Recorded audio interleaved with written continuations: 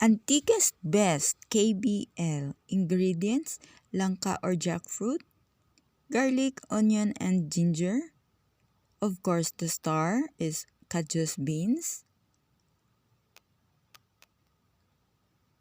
Then, sinigang mix instead of batuan because it's not available. Chicken or manok. Pechay for a twist. To see greens. Then, I'll return this water. I soaked this KADYOS last night. I removed so you can see the KADYOS. And then, the chopping.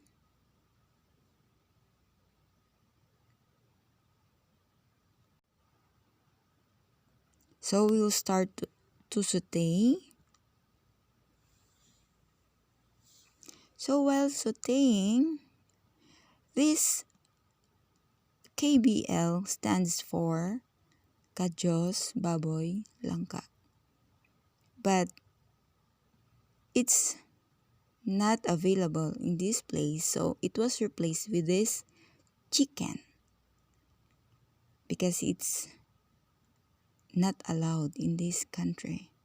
So we have to respect those cultures and rules. Thank you pala kay Nikki for sponsoring some of the chicken. Okay, so this is our Antiquest best. I mean, this menu is one of the best, or the menu that our province Antique is proud of. And now, we are adding our KADYOS beans. I don't know what we call it in English, but this is only available in our province. Because mostly I cannot find this kind of beans in other provinces. So, I can say that it's just available in our place. Or I'm not sure, and it's really yummy.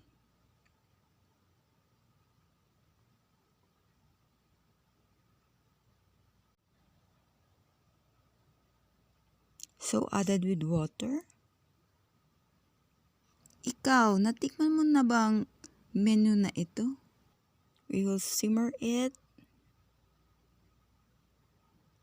and wait for maybe 15 minutes or up to the beans will be softened. Or you can also soak the beans for a night and then pre-boil it before adding to our main course. So this one, the green one, is a lemongrass, or what we call in our dialect as tanglad.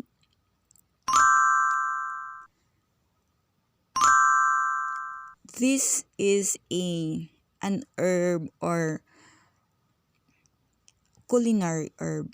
It will add more aroma and taste to our cooking or menu. So this one is our canned langka or jackfruit because it's not available here, or maybe we can find some also in other Indian or Filipino stores. And this one is pechay. It's a green leafy vegetables that is also so yummy and healthy. It's overflowing. And thanks to my sponsor, Sister Wida, now the color of this is no longer green. Some are yellow because we kept it in the ref.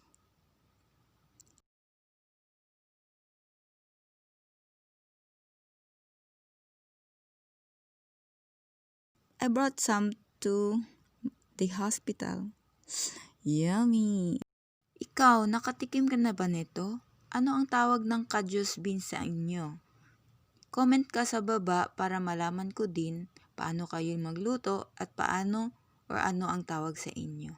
Like mo na din kung nagustuhan mo ang pagkain na ito. Isulat din sa comment ang I subscribe kung nag-subscribe ka sa channel ko.